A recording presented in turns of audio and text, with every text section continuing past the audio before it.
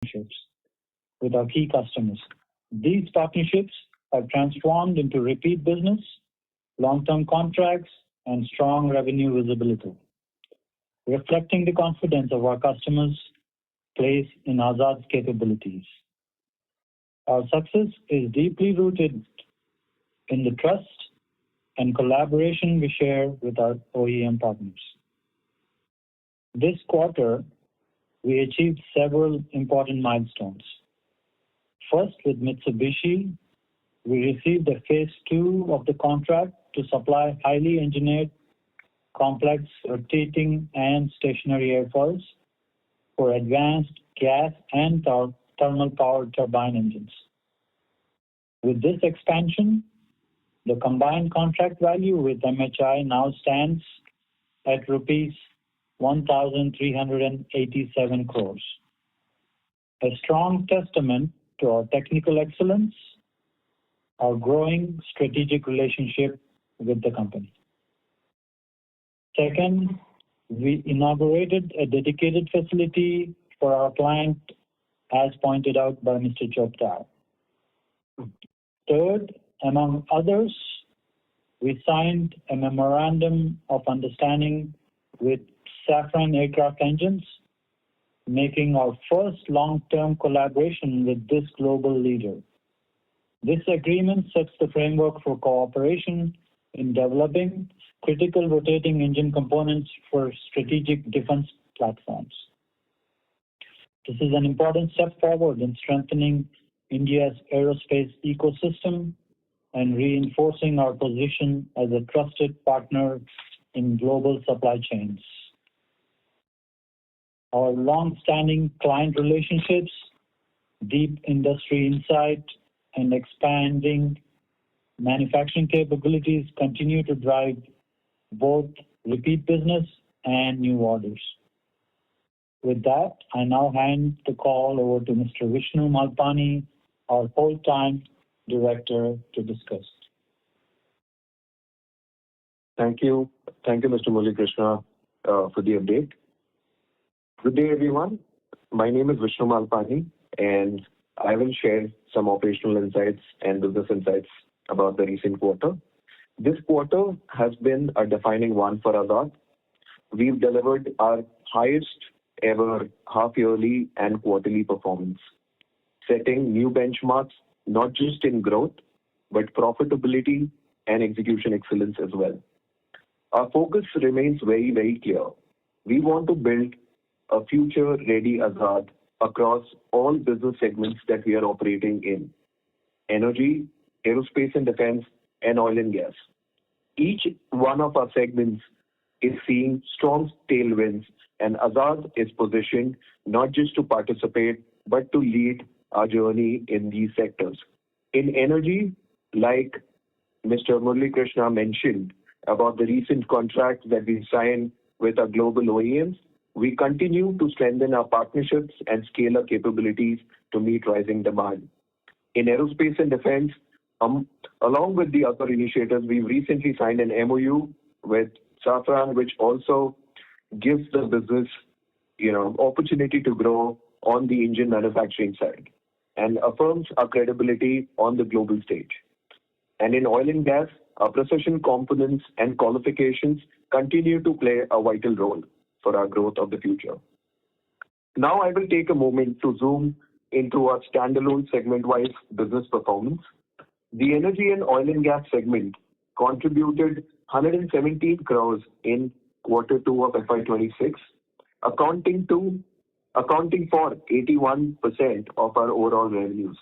On a half-yearly basis, the revenue of energy and oil and gas reported an 81.5% increase from H1 FY25. With a strong order book from major OEMs, Mitsubishi, GE, Siemens, we remain optimistic about the growth of the segment for the longer term. Turning to our aerospace and defense segment, this segment contributed 16.9% of our revenues for Q2 FY26 at INR 24 crores approximately, representing a 34% year-on-year growth. Our half-yearly performance reported an increase of about 30% as compared to H1 of FY25. We anticipate healthy, sustained growth in this segment in the years ahead. I'm also pleased to share that Azad BTC Private Limited, our subsidiary, has achieved NADCAP accreditation for coatings. This prestigious certification validates our commitment to meet the aerospace and defense industry's most stringent quality standards and positions Azad and its subsidiaries on the qualified manufacturers list. We are gearing up to capture opportunities across our business segments by setting a strong foundation for the next phase of innovation with our upcoming Center of Excellence. We are investing in technology, talent, and capacity, the foundations that will define the next phase of Azad's journey. Azad's story is one of precision, performance, and purpose, and we are just getting started. Thank you. I will now hand the call to Mr. Ronak Jaju, our Chief Financial Officer, to talk about our financial performance in detail. Thank you. Thank you, Vishnu. We are pleased to present the outstanding performance for Q2 FY26 and first half of FY26, making a record breakthrough quarter and H1. Let me take you through the quarterly highlights for Q2 FY26. On revenue side, we have achieved the highest ever quarterly revenue of 142.67 crore, reflecting a robust market demand and successful execution of our growth roadmap. On EBITDA and EBITDA margin side, EBITDA stood at 51.36 crore with EBITDA margin of 36.02. The margin stabilized indicate effective cost control and amid operational expansions. Taking you a bit deep into the cost dynamics, raw material consumption has reduced during this particular quarter because of onboarding of domestic suppliers and enhancing our supply chain excellence. Employee cost experienced a slight uptick driven by ongoing expansion efforts and the strengthening of our management team. Other income increased mainly due to interest income on fixed deposits from the unspent QIP funds contributing positively to the bottom line. Profitability. Net profit stood at 33 crores, showcasing a 57% increase compared to rupees 21 crores in Q2 FY25, emphasizing our improved operational efficiency and revenue growth. Let me take you through half-yearly numbers. In H1 FY26 revenue growth, the revenue from operations rose to 277 crores, making a 32.1% increase over the H1 FY25. Profitability enhancement. EBITDA margin, it has improved to 36%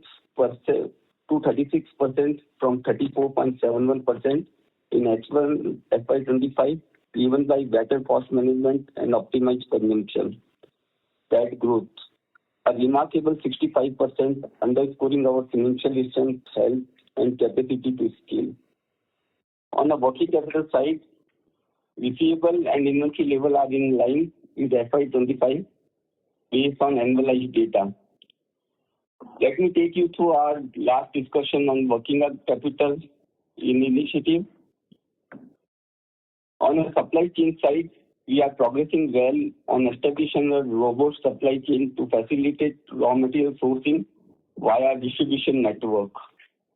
The initiative aims to resolve the minimum order quantity challenge, improve procurement agility, and ensure timely availability of raw materials with lower inventory cycle. This should be start from Q4 of this particular year, and we will update more once we move during the Q3 FY26. This is all from my side now, and would like to open the floor for question and answers. Thanks a lot. Thank you so much. We will now begin the question and answer session. Anyone who wishes to ask a question may press star and one on the touchtone telephone. If you wish to remove yourself from the question queue, you may press star and two. Participants are requested to use handsets while asking a question. Ladies and gentlemen, we'll wait for a moment while the question queue assembles.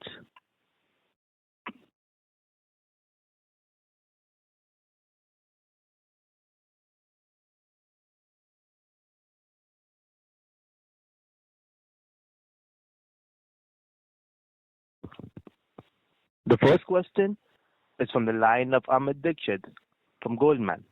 Please go ahead. Yeah, hi. Good morning, everyone, and thanks for the opportunity. So first of all, congratulations for a good set of numbers and sustained good performance. A couple of questions from my side.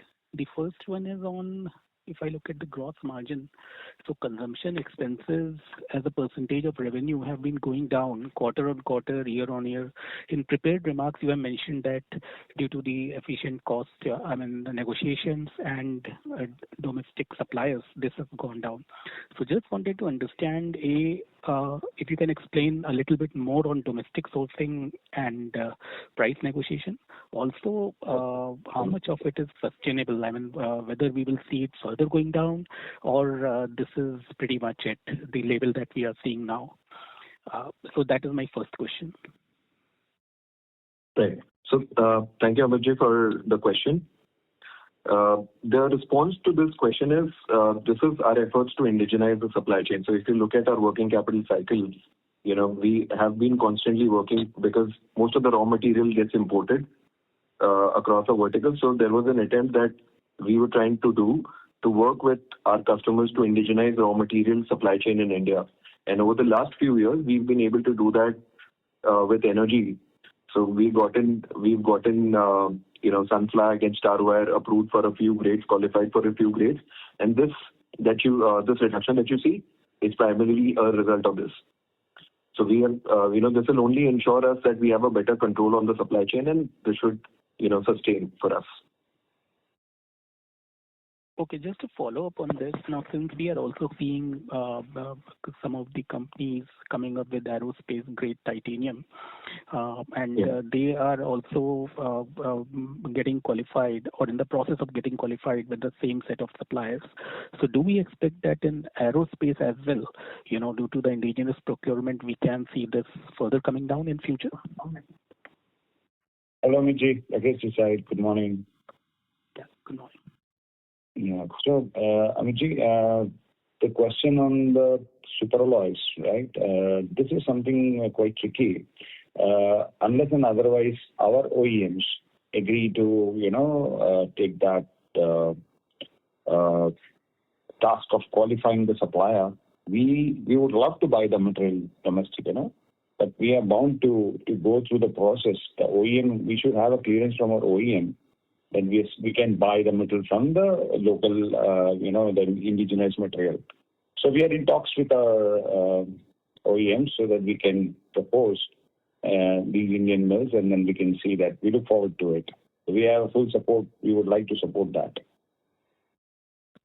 Great. The second one is essentially on Safran MOU. Again, a big step, I would say. So does it mean that now we are qualified with all the, we have a MOU stroke contract with almost all the global manufacturers, because I believe only Safran was missing from that list that you had. So what does it mean for us, in terms of domestic ecosystem? If you look at it, Safran is getting quite active, procuring material for both LEAP 1A, LEAP 1B engines. Also, Safran is one of the front runners for AMCA engine program. So how do we see this going forward with Safran? And the part B of the question is that with AMCA now getting in traction, do we see our parts getting supplied over there? Basically your involvement in the domestic engine ecosystem. Okay. So on the Safran, yes, this is the first relationship kicked off with Safran. And as everyone is aware, Abhijit, that Azad is specialized in, the niche of the engines, the rotating industrial components. And if you try to see getting the recognition from these large OEMs. So the first OEM that we could break in was the Rolls-Royce. We got into both commercial as well as the defense engine programs. And that thing, we initiated the discussion initially. We had an assessment. We signed a MOU. Then technical assessment happened. And then we got into the contract.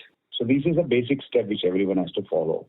So with Safran, this is the second step. The assessment is done and the MOU is signed. And definitely this is one of big breakthrough, which is going to get ultimately turn into a contract. Right? That's with Safran. And there's one more OEM which we are expecting very soon for a similar part. The pattern which we would like to get into. So as you rightly said, all the major OEMs we should have it very shortly. Okay. And the involvement in the domestic engine ecosystem? Sorry. Yeah. So yes, you're right. We are in discussions with a couple of OEMs for sure, for particularly the project you mentioned, and we are having very advanced discussions, which we are very hopeful, to get into. We are already engaged with them. To be honest with you, we already started engaged with them, and I think the way it will go, because it's not really sure the engine is AMCA is gone to Safran or Rolls-Royce, or we are not sure. And either way, all the OEMs are with us.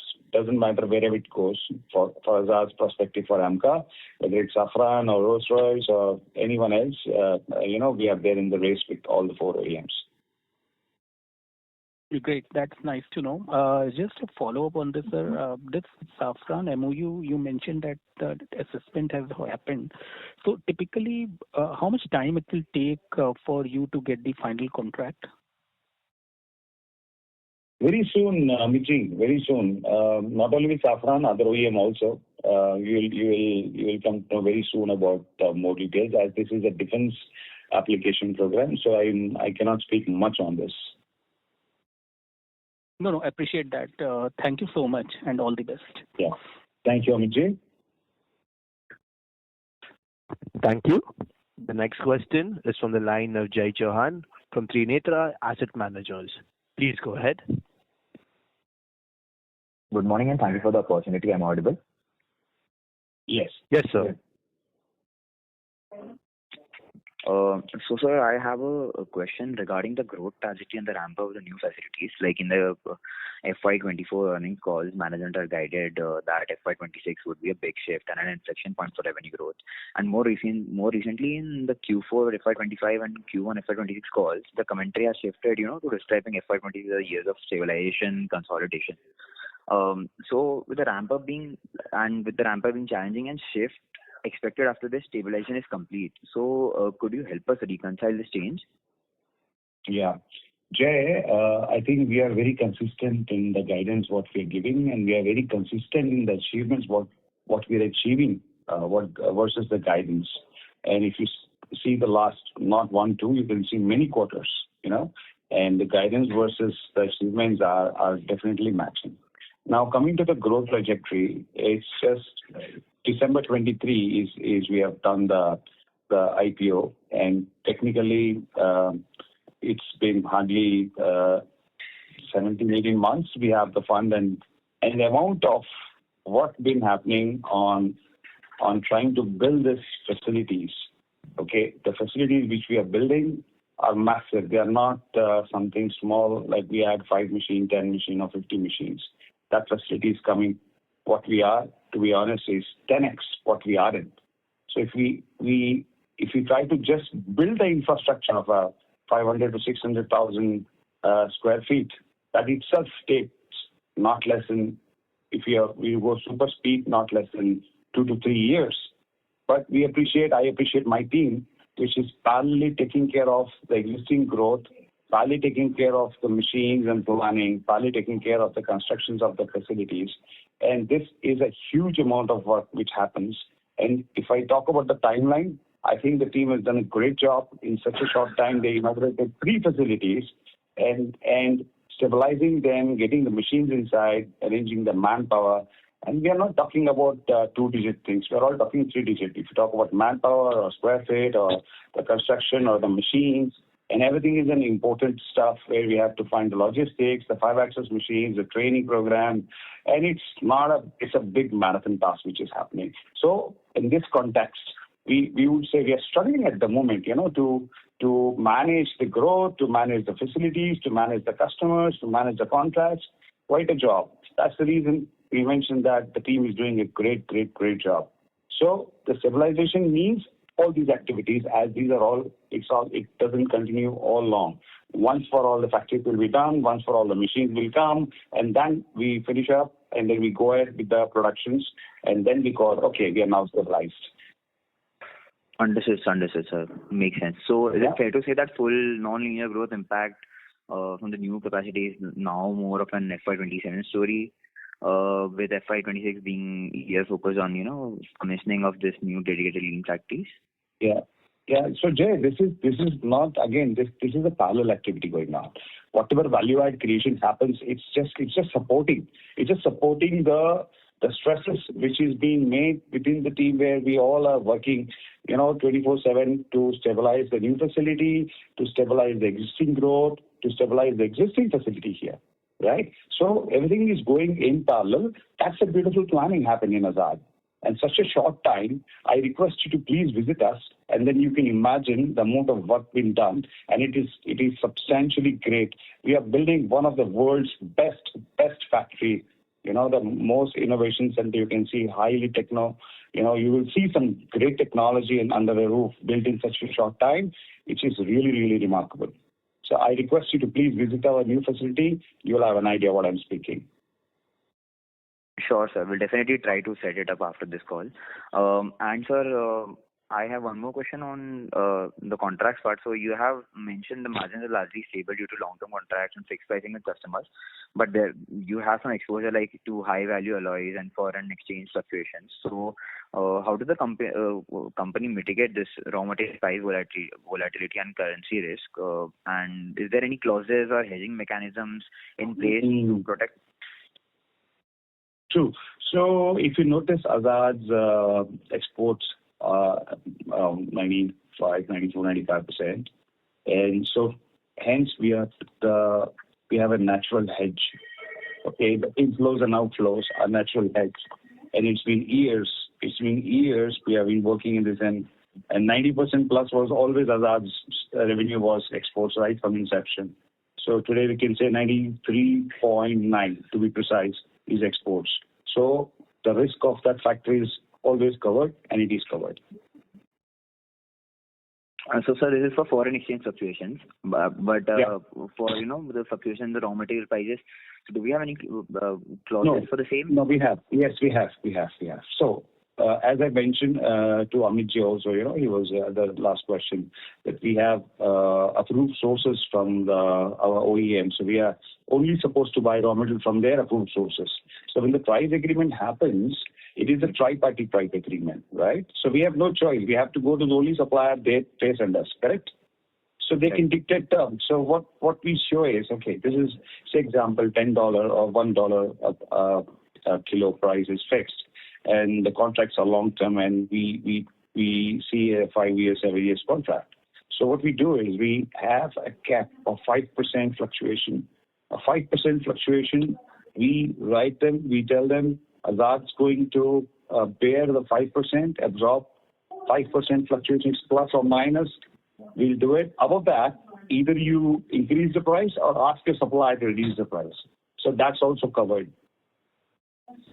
Understood, sir. Understood.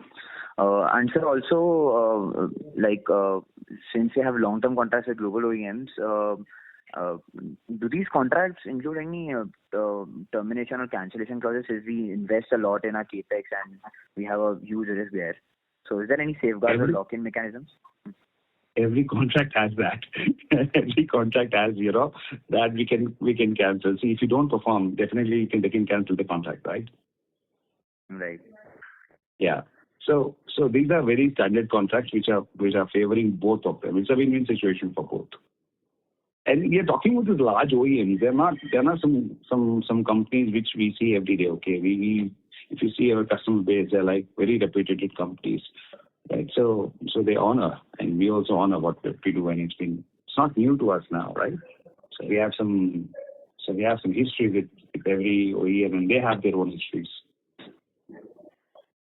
Understood, sir. And so one on the product side, we are mostly in the compressor airfoils, we would say, right? In the compressor. Not exactly. We started with that. Now we have expanded our portfolio. in and around the entire engine. So a compressor, combustion, exhaust, they're everywhere. Because I think we are not in single crystal blaze, right? Which is in the stage 1 of the. No, not yet. Understood, sir. That's it from my side, sir. Thank you for answering all my questions. Good. Thanks, Jay. Thanks. Thank you. Participants, if you wish to ask a question, you may press star and 1 on your touchtone telephone. Ladies and gentlemen, to ensure the management can address questions from all participants, please limit your inquiries to 2 per person. If you have a follow-up, kindly rejoin the queue.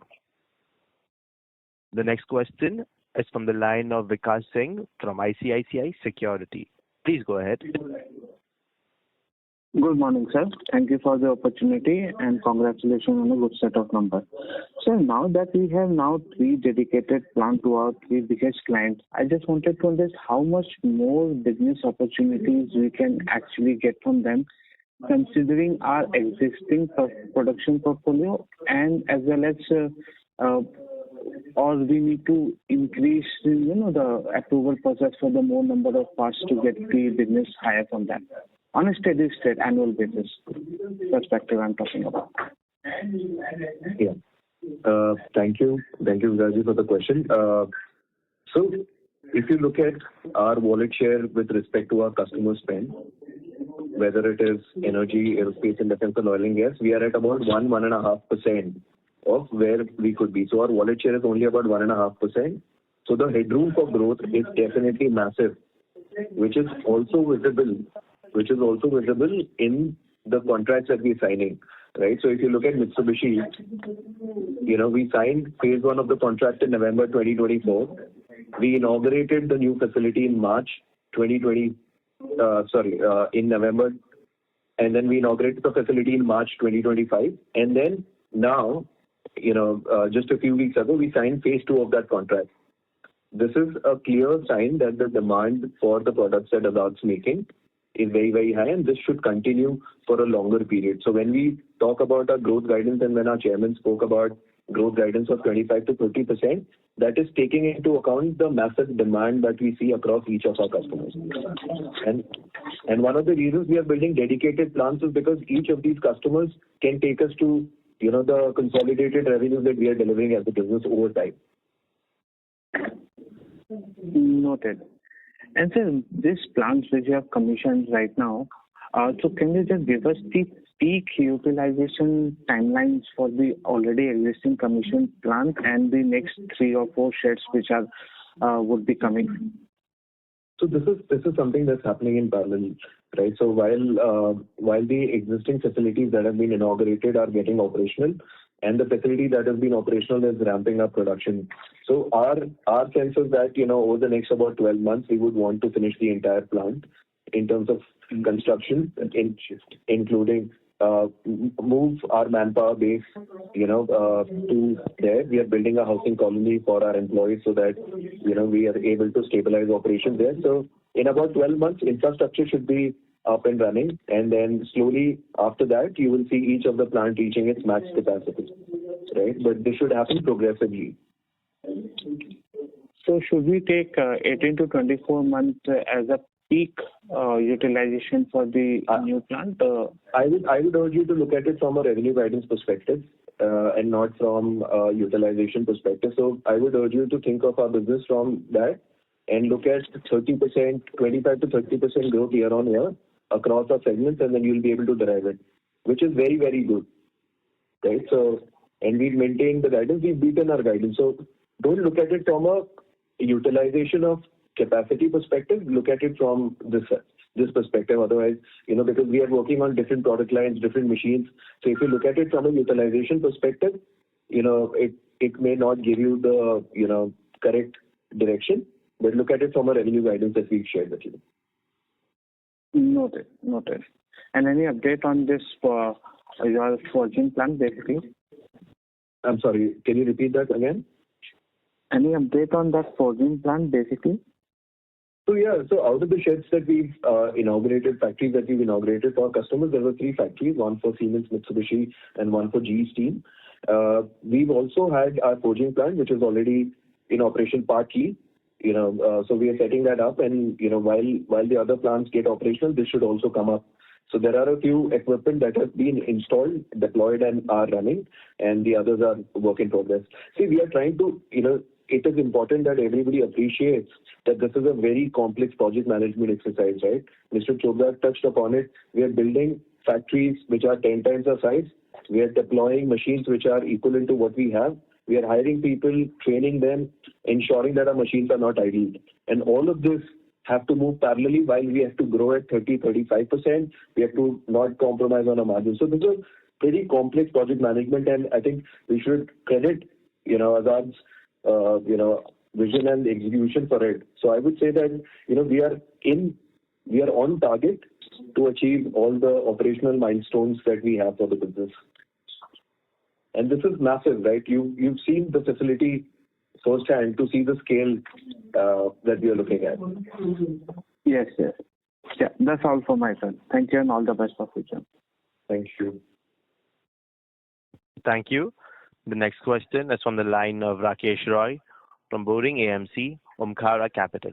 Please go ahead. Morning, sir. My first question regarding your Siemens plant. This is that your Siemens plant is already completed. Sorry to interrupt, sir. Your voice is cracking. Hello? Now is okay? Yes, better. My first question is related to the Siemens plant. As you mentioned, your Siemens plant is already completed. So can we expect a number from Q4 or Q1 next year?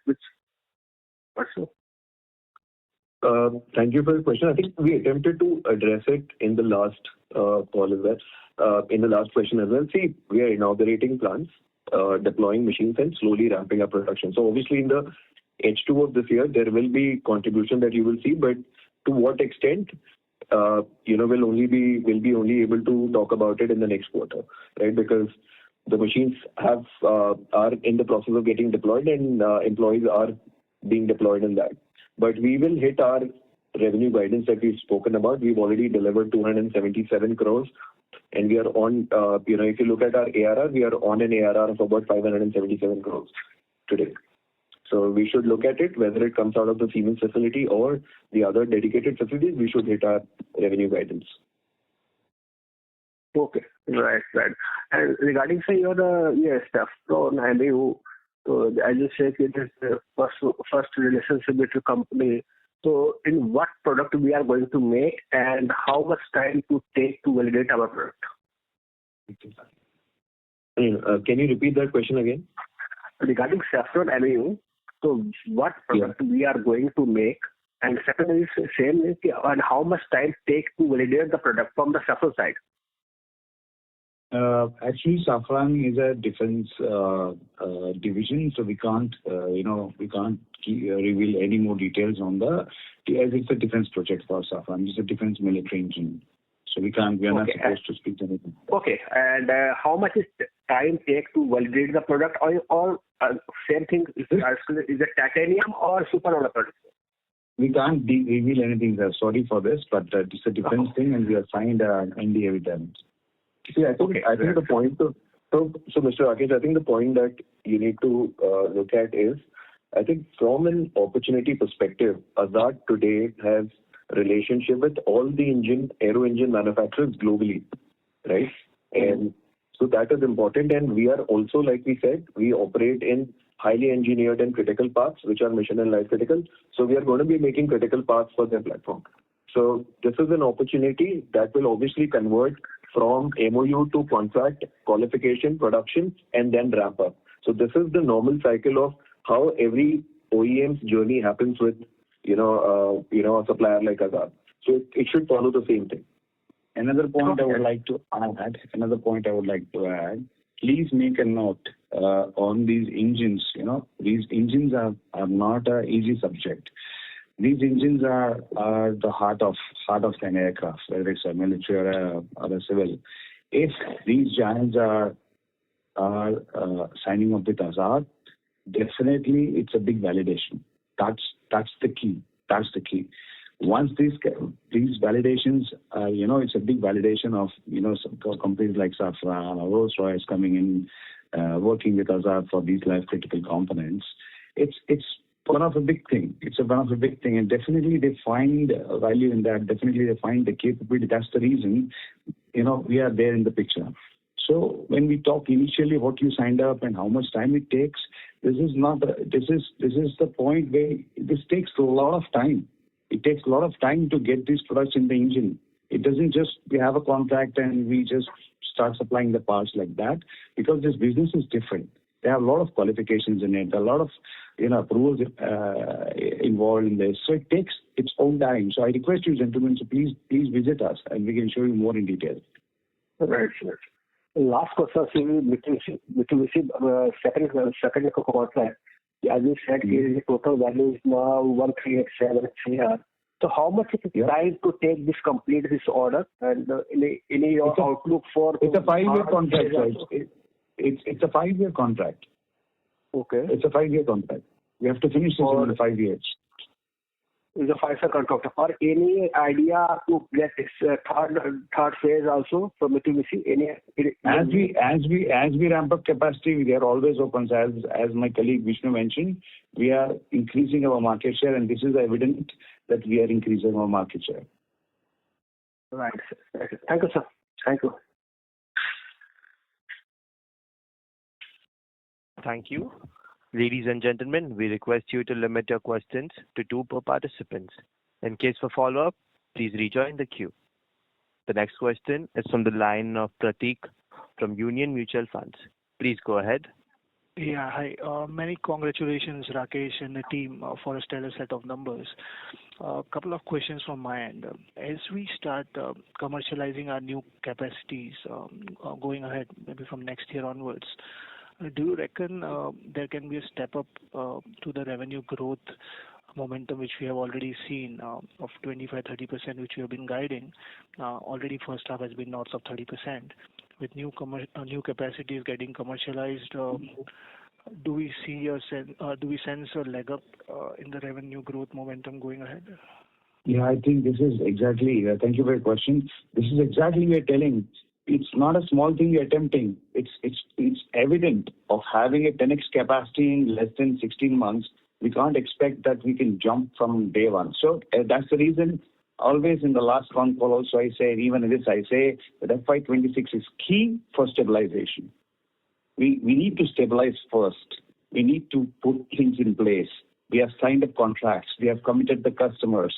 So our focus should be more in stabilizing the factories, stabilizing the manpower, machines, process, because this is not something a normal 2-axis, 3-axis, a lathe machine or something that we put up in somewhere. It's a 5-axis machine, high technology, and the many processes involved. As I mentioned every time that these products are not easy, they're life critical. So everything related to that stands to be very critical, right? We have to be very cautious in going in. So my humble request is FY26 is where I can see that we will stabilize. And I tell you, FY26 stabilization is a great marathon task achieved in a very challenging short time. I can assure you that. It's not easy, yeah. No, fair. Totally agree with you. But once things get stabilized, maybe a year down the line, there is a lot of scope, right, to accelerate our growth journey from being 25-30, because the opportunities are humongous across sectors. Aerospace defense in itself can grow materially over time. Or you would be comfortable with this 25-30% range over a medium term? So, Vishnu Malpani here. So we'd urge to stick to the guidance that we're sharing, which is 25 to 30%. Like we've always done, we strive internally to beat our guidance, and internally we are chasing higher numbers. But for everybody, I think 25 to 30% is the guidance that we'd want to stick to the near term and medium term. Got it. And on the margins front, as you mentioned, more and more indigenous stuff which we are trying to do, which is helping our margins trajectory. Is there room further for margins to improve from here on, or the band will? So we are already delivering 36% margins, and I think we'd want to sustain that. And over time, I think as operational excellence kicks in, we'll have operating leverage that could further improve our EBITDA margin. See, one-off qualification cycle in our business, is not capitalized. We expense out the qualification cycle. So we expect to improve our margins in the future. But right now, our focus is to sustain it and grow at 25 to 30%. Got it. Once again, many congratulations. Yeah. Thank you for your question. Thank you. The next question is from the line of Vishal from Bandhan AMC. Please go ahead. Hi. A couple of questions.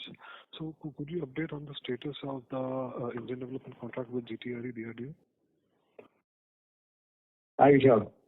Thanks for asking. A very nice question. Super excited. I would say first thing on your question, more than the deliveries, we all are super excited to get this first jet engine of India, and being a very prestigious one, and we all are, especially my full attention is on that, and I would tell you that we are going to deliver it very soon, I think in a couple of months more. We are going a bit stable on that, and we are on track to deliver that engine. Okay. Could we, how have the trials been? I mean, some of the milestones that you guys would have determined, are we meeting those milestones? No, the trial, the first two engines what we're delivering, trial will happen within DRDO. Okay. Post that, because they will also have to stabilize. Being the first engine, they will do their trials in-house, and after that trials and once everything is done, then we will shift the test bed in Azad. Okay. And that's what that is what we are guessing. I think that is the process. However, once we will know from MOD only, we will not know now. So that's what we presume. This is what we are thinking, that going forward we may also have to do the testing. But let's see. Let's first deliver the first two engines, and then that's more key. Sure. So, in terms of the milestones of the performance of the engine, in terms of the thrust and other parameters that you would be monitoring, so at this stage, is the engine meeting those parameters, those milestones? No. It's too early, Vishal. That's all going to happen in DRDO, not here. Fair enough. And my other question is on working capital side. So when we say that we should see improvement in the second half, what will lead to this improvement in the second half? So I think, as mentioned previously also on the working capital, we also include that in stabilizing for FY26. That is also one of the key, and we have been telling right from the IPO stage that this working capital is a point which we all need to address. And there are specific reasons behind that working capital which we are addressing, and we are quite successful in solving few of the issues. And FY26, I think this is also going to be stabilized, and we are on track on that. Okay. And what are your capex plans for the next couple of years? How does the capex pan out, 26, 27, 28? I think we are good with the fundraise what we have done and on track. Unless we see some more massive opportunity coming, every opportunity is massive here in Azad, right? So what we all, I urge every investor, I urge every person, like, please allow FY26 to go in a manner which we are very confident, and we are on track. And I believe that we'll see some very nice journey going ahead. Okay. But in case you have specific plans in terms of you can quantify the capex plans for this year and the next year, it will be helpful to me. At the moment, I think it's very difficult to quantify because we have already, for FY26, FY27, the capex has already been ordered, and FY28 also partially we have ordered, and going forward, the company will generate its own good enough cash so that we can balance the other requirements.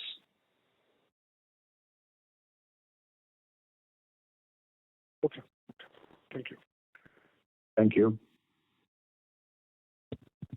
Thank you. The next question is from the line of Kaushik from Ashika Group. Please go ahead. Hi, sir.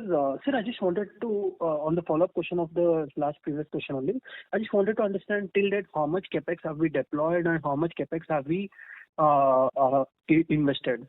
So, and with that investment, what kind of the top lines that we are able to see? So, thank you for the question. So, I think if you look at the deployment in capex, we've deployed roughly about 213 crores so far. That have been deployed. But if you want to understand what is the kind of revenue potential that you will see based on the deployment, so you should look at our QIP raise of 700 crores and look at the incremental asset turn that we are building for this business, which should be in the range of 1.7 to 1.8, right? And progressively taking it towards 2. So if you look at that deployment over the next few years, you should be able to understand what is the kind of revenue potential that the business would have with this deployment.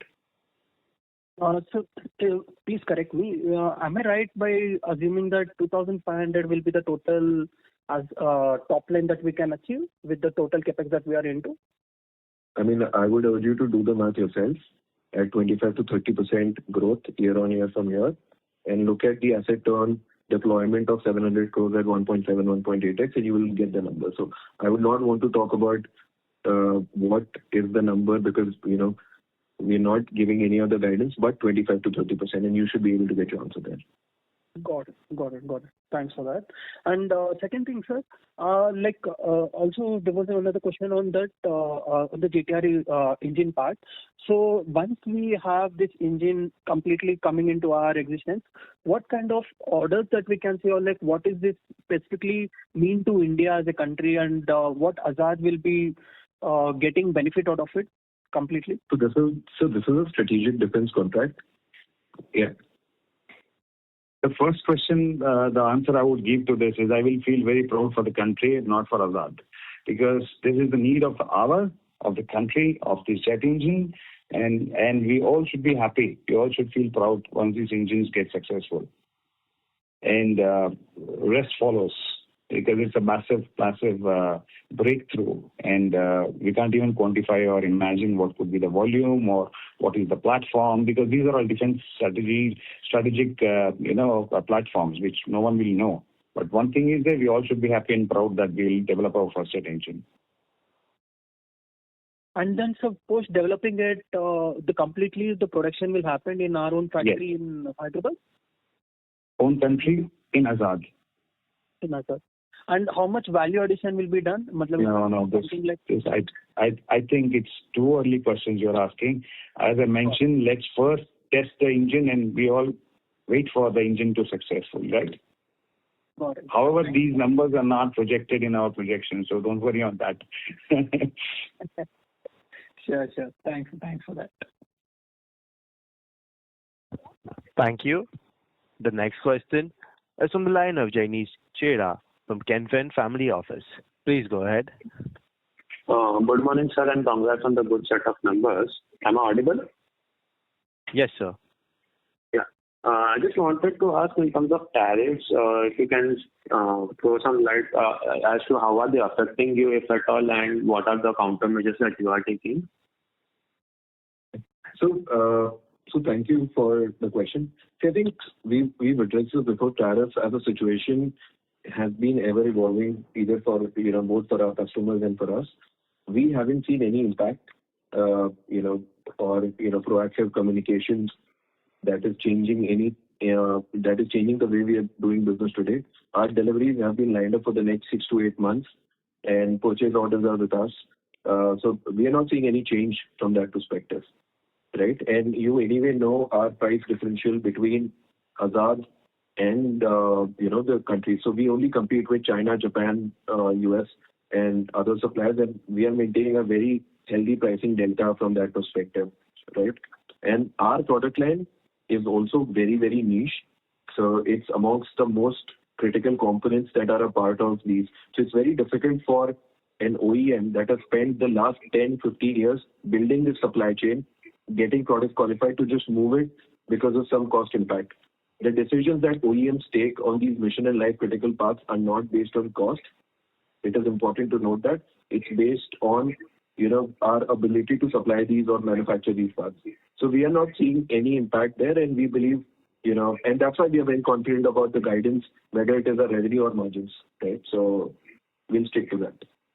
So we understand that. I think the same thing in the previous calls you said the same thing.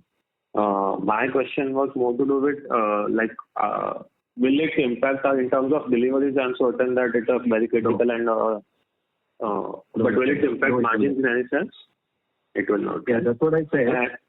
No, we don't see any impact on our deliveries or margins.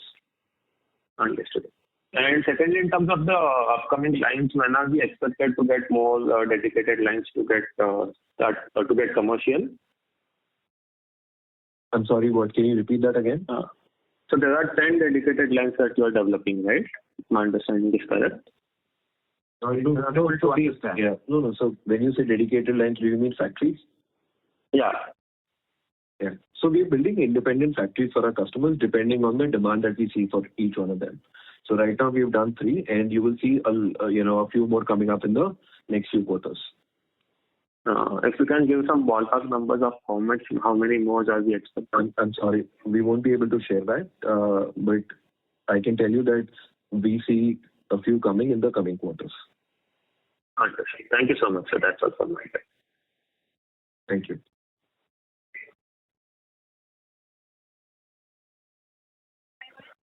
The next question is from the line of Nishant Agarwal from Koinur Investments. Please go ahead.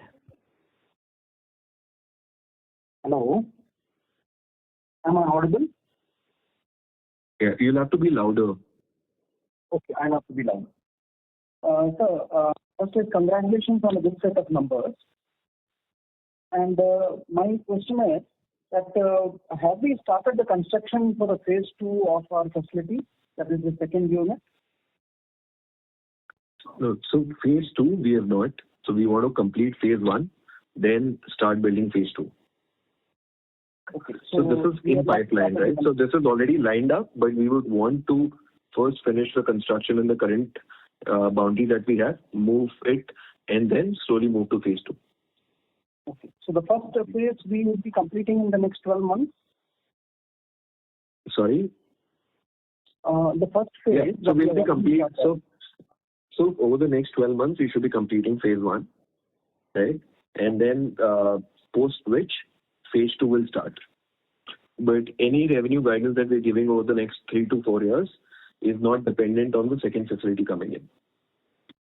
Okay. Understood, sir. Yeah, we are doing that because we see a massive demand, and that's why we will be moving to phase 2, but we don't see any impact on revenues with respect to phase 2.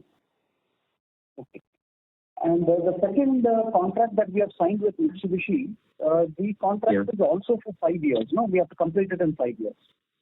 Yeah. Okay.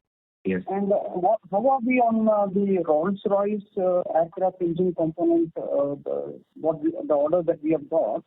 So when are we going to start production for that? So we are in the process of qualification. Next financial year, we'll start some deliveries. Okay. Next financial year. Yes. Okay. Fine. I think I'm done with that. Thank you, sir. Thank you. Thank you. Ladies and gentlemen, due to time constraint, that was the last question. I now hand over the conference over to the management for the closing comments. So I'd like to thank everyone for joining the call and giving us your time. We're very happy to share that we've had a stunning quarter and half yearly numbers, and happy that we've addressed most of the queries that came in. Thank you so much. We are looking for an exciting H2 ahead, and we would, in the next coming quarters, we would be talking more about how we are building and deploying CapEx and how we are able to, talk about the newer contracts and execution. So we'll talk about that in Q3 as well. Thank you so much for joining. Thank you. On behalf of Azad Engineering Limited, thank you for joining us, and you may now disconnect your lines. Thank you.